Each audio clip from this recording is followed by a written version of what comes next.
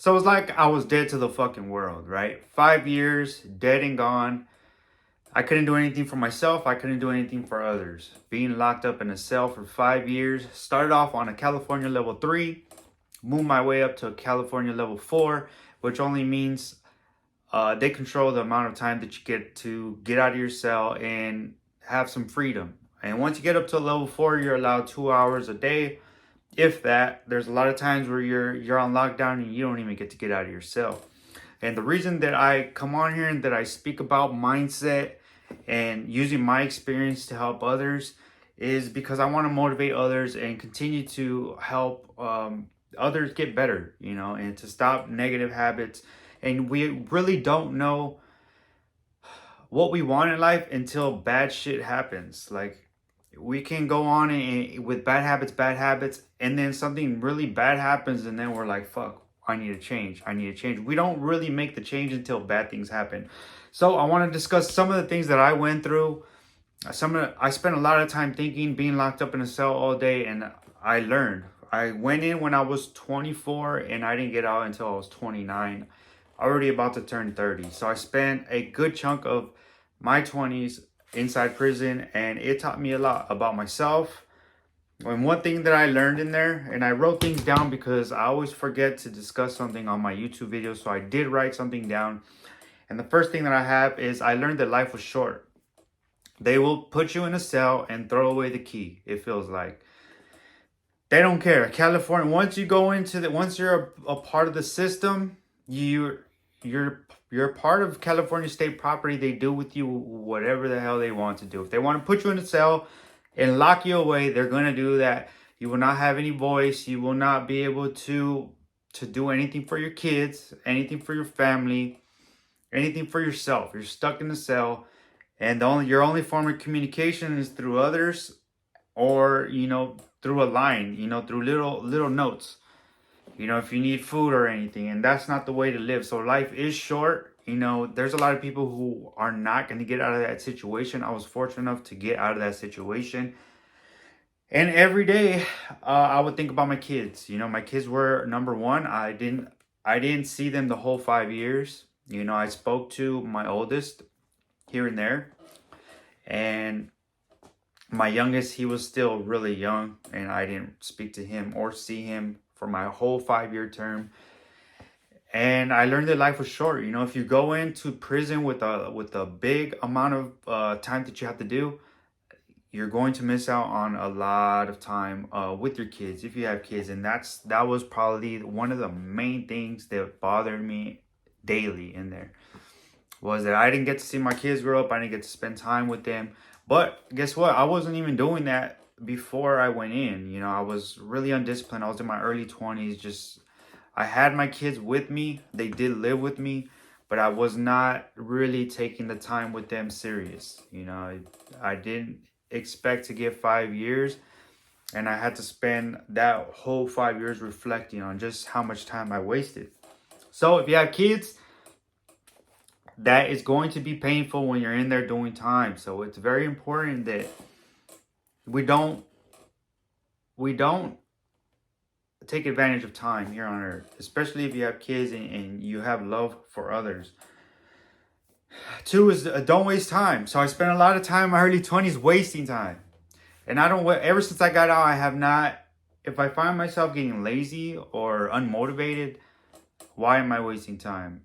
I have to flip that switch back on and get moving. Just getting up and start moving, cleaning something, and other things will happen. Then it's like, all right, I'm pumped up. Now I got to go do this, and this. And it's very important to not waste time with others. I was wasting a lot of time with others who were not adding any value to my life.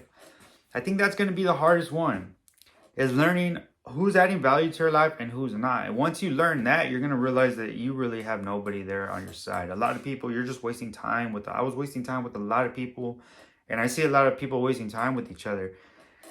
And if you want to continue to grow in life, you're going to have to really get used to being alone. That was one thing that helped me in prison, was I was able to learn how to be alone with my thoughts. A lot of people can't deal with their thoughts. I was able to manage my thoughts and be comfortable in my own skin, get this under control. And that's a huge part in personal growth. Nobody gives a fuck. Nobody really gives a fuck. Like, people forgot about me. That's how it felt. Like, people forgot about me. I only spoke to my mom really on a weekly or bi-weekly basis. Other than that, it was like I was gone, right? Anybody that I went to school with, anybody that I grew up with, any friends, girlfriends, kids, because I didn't really speak to my kids as much as I should have, because I was in a level 4, and it's a lot harder to use the phone. It's like life moves on. It's like I was fucking dead, and everybody forgot about me. That was like a year or two where it was just like really no communication, very little communication with my family. Life goes on. People's life goes on. You just become a part of the state. You're stuck in the system. People in there become your family, your support system. And that's what it is, right? So when people take advantage, or I see people wasting time, it's just like, or I see people living a risky lifestyle, it's like they don't know just how bad it could get. It can get really bad. And it was hard for me to adapt to that lifestyle of just completely giving up everything and living a prison lifestyle. It was rough. And I don't wish that upon anybody. I really don't. So, all that to say that at the end of the day, it's important to follow your heart. And who gives a fuck what other people think? I follow my heart. I don't give a fuck what other people think. I put a lot of content out there, and I'm going to continue to, as I get better with telling my story, to continue to put content out there that'll get people thinking. Because I have a lot of experience, bad experience, negative experience, and a lot of people do too. I just know way too many people who don't like to discuss it, who just brush it under the rug, or they'll drink it away. They'll find happiness in something else or somebody else, but really they're not happy. And I've had relationships like that with females who have not healed from previous relationships,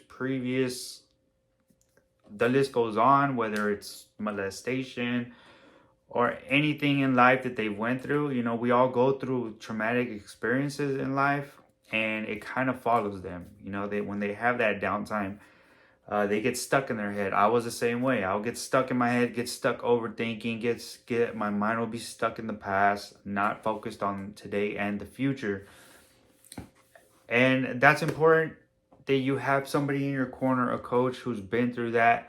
That's how I know I'm going to add value to you, because I have that experience of being able to heal. It's hard to heal. It's hard to heal from from anything small to big things, and it takes time. It's not going to happen overnight, but working with somebody and working on yourself, and just really what's helped me is really just spending time away from any friends, any girls. I have not been in a relationship all year. I was talking to somebody and realized very quickly that person was not going to bring any value to my life. If anything, they were only going to slow me down. And for the sake of myself and that person, we went our own ways.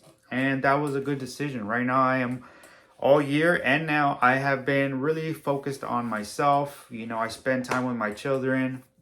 Not as much as I should. They both do live with their mothers, but I do bring them with me usually on the weekends. I don't really post them out there too much. It's not really what they're into, and I'm not going to throw a camera in their face.